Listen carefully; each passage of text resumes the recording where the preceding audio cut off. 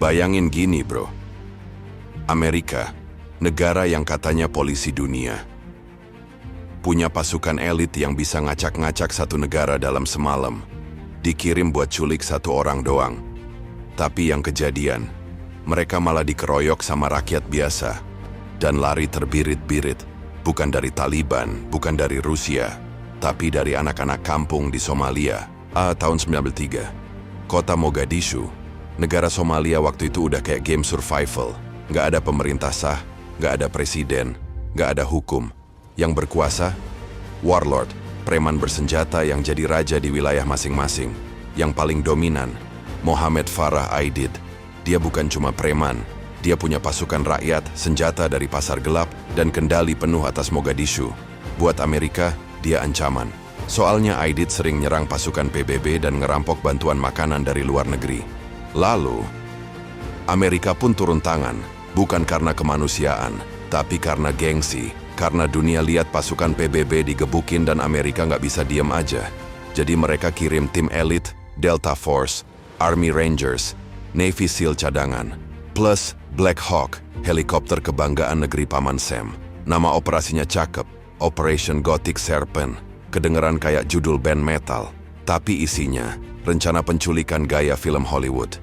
Targetnya simple, tangkap 2 orang pentingnya Aidid, bawa ke markas, balik sebelum matahari turun.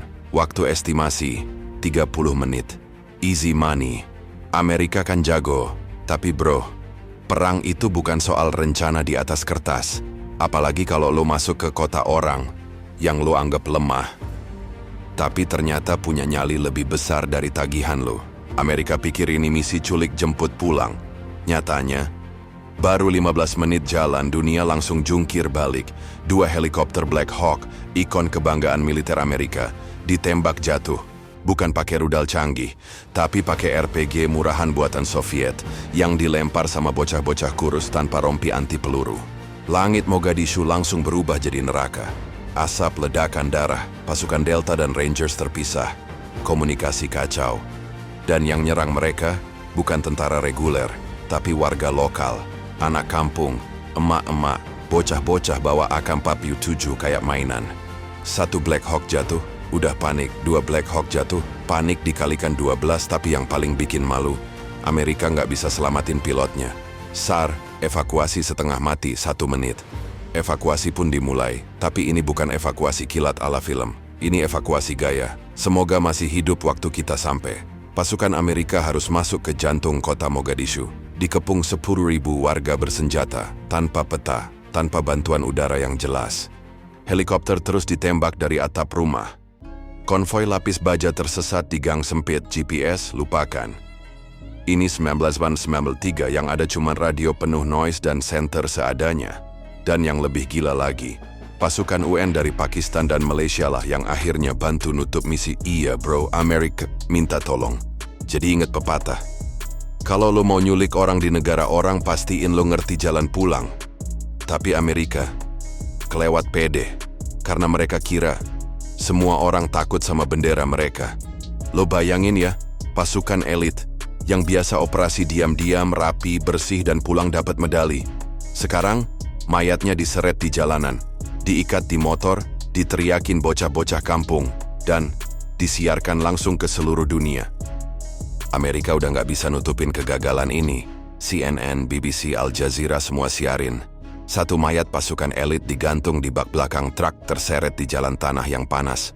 Sambil disoraki warga, gambar itu lebih tajam dari peluru, langsung nusuk ke jantung Pentagon dan Gedung Putih. Dan yang nonton, seluruh dunia, termasuk negara-negara musuh yang selama ini diam-diam ngarep Amerika jatuh juga. Presiden Bill Clinton langsung masuk mode damage control, pidato di TV, pura-pura tenang. Tapi jelas, muka dia tegang kayak baru dikasih surat cerai. Malam itu juga Clinton bilang, pasukan kita tetap kuat, tapi kita akan evaluasi. Evaluasi, terjemahannya, kita akan cabut pelan-pelan biar nggak makin malu. Amerika pun mulai tarik pasukan. Bukan karena misi selesai, tapi karena gengsi mereka dibantai. That's satisfied tuh. Seru lo bisa tahu, ternyata bahkan tentara Amerika pun bisa dikalahkan. Gimana rasanya jadi pasukan elit, habis training jutaan dolar cuma buat ditimpukin batu sama bocah kampung? Gimana rasanya jadi negara adidaya, tapi butuh negara lain buat nolongin lo kabur? Lo nggak bisa klaim sebagai polisi dunia kalau lo ngilang dari TKP kayak harapan rakyat pas pemilu selesai. Pasca Mogadishu, Amerika berubah.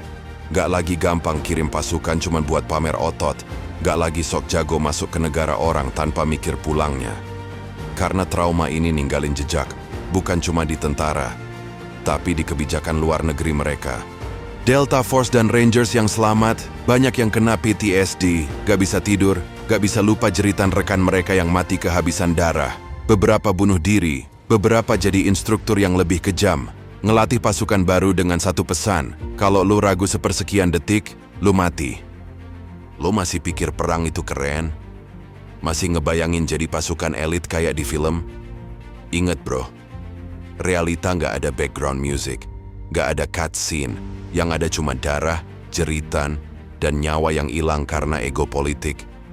Kalau lu suka sejarah kelam kayak gini, subscribe biar gak ketinggalan konten gelap lainnya. Like, kalau lu juga mikir Amerika gak selalu menang. Komen, cerita versi lo. Menurut lo, siapa yang paling sedih di tragedi Mogadishu?